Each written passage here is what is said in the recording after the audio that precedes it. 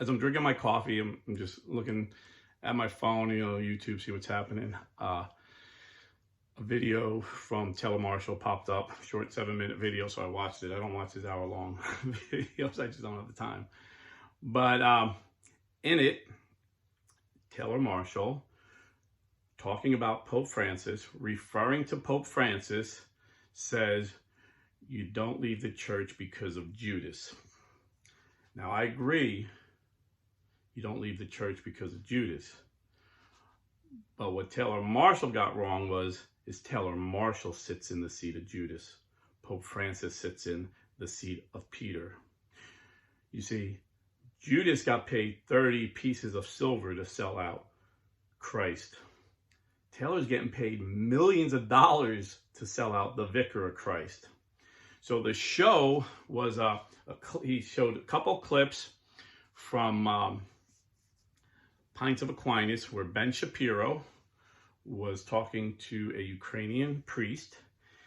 And Ben Shapiro is an Orthodox Jew, and Orthodox Jews, and Ben Shapiro, I believe, is devout. I don't think he, I had a lot of Jewish friends in New Jersey, just like I had a lot of Catholic friends in New Jersey that didn't follow their faith. But I believe Ben Shapiro is genuine, that he follows his faith. And according to his faith, Orthodox Judaism, Jesus was rightly crucified because he was a blasphemer. So that's the context. This is the man. Now, I love Ben Shapiro's political views. If I ever had a debate a liberal, I would love to have him by my side, backing me up. If I could get debating lessons from him, I would take them. But listening to him listening to him on Catholicism, no. I don't want to hear, no. I'm not going to take his advice. If anything, if I was there, I would have corrected him. Unfortunately, the priest that Matt Fred had on his show, he didn't attack Pope Francis like Taylor Marshall and Altman does, but he didn't seem very supportive. He really didn't.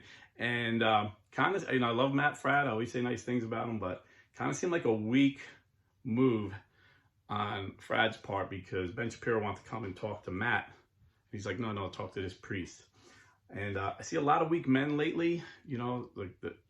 God is exposing a lot of weak men. For example, Eric Sammons the other day responding to Father James Altman calling for the Catholics to kill Pope Francis, said, well, I sympathize with Father Altman on a lot of his views about Pope Francis, but he crossed the line when he said we should kill him, and he said it with a smile on his face. And then even though the weakest man, and I don't know these people personally, I'm just going by what they write, but like the weakest dude I ever hear is Peter Kwasniewski. This guy, Peter Kwasniewski, what a wimp. He writes, people are asking me my response to Father Altman. He says, what Eric Sammons says. He goes, what he says. That's not hiding behind your mother's skirt. I don't know what is. And then he says, I will now delete the comments. He won't allow comments. Like, some guys are so soft, they can't take negative comments. Like Taylor Marshall, put a negative comment on his, within 20 minutes, it's deleted. Same thing with Altman's channel. I'm sure Kwasniewski, I don't even know if he has a channel. He just goes on other people's shows and tweets. I ain't got time to go on Twitter, so I don't see all his tweets. But what happened to the men in the church? Like St. Lawrence cried that he couldn't be martyred with his Pope Sixtus II. Although he was martyred a few days later, he wanted the honor that the other deacons had. See, in 258 AD, Emperor Valerian killed Pope Sixtus II and all 7 of his deacons.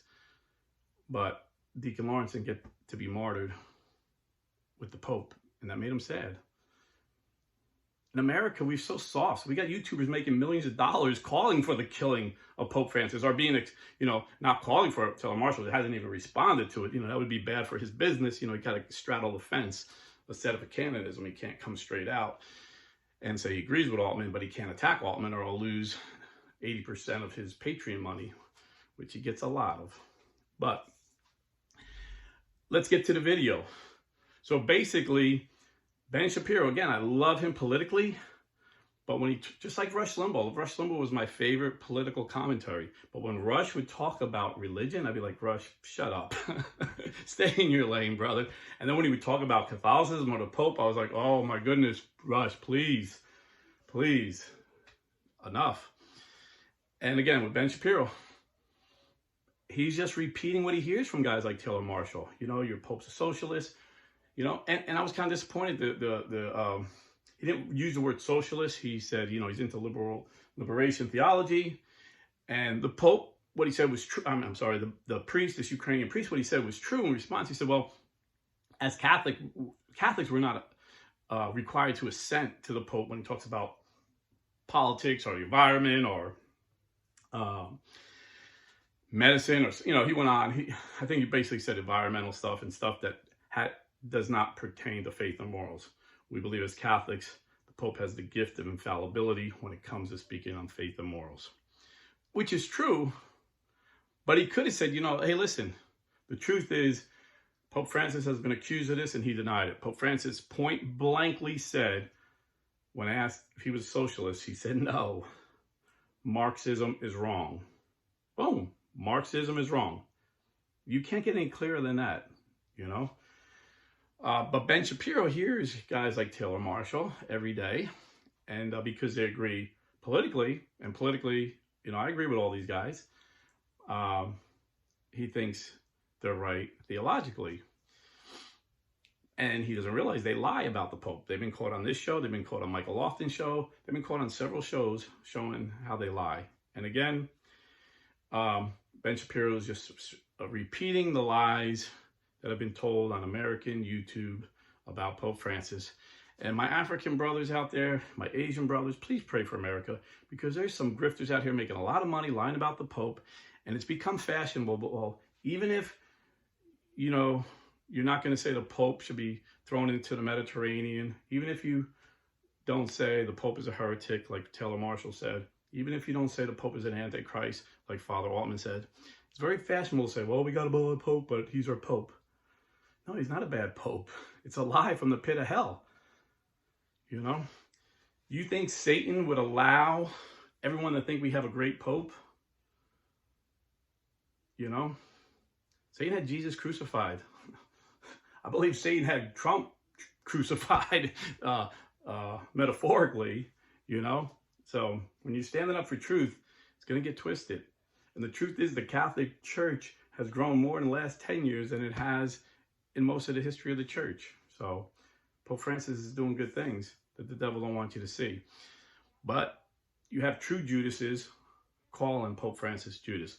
So again, you know, I had apologetic videos for today to defend against Protestant arguments, and I got to defend against our own people that are attacking our own faith. This is not good, man. This is not good. And the more, and he's being encouraged by you guys.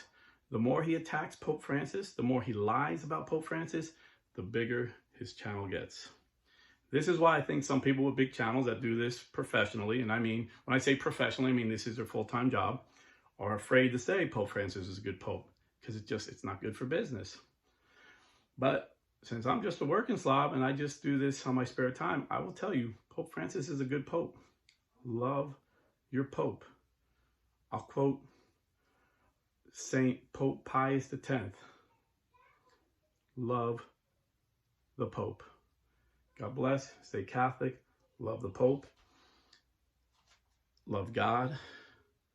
And love the children of God, especially the unborn. And please protect the unborn. And you can do a small part by going to realestateforlife.org and supporting a pro-life Catholic real estate company. That's pro-life Catholic real estate company. realestateforlife.org. God bless.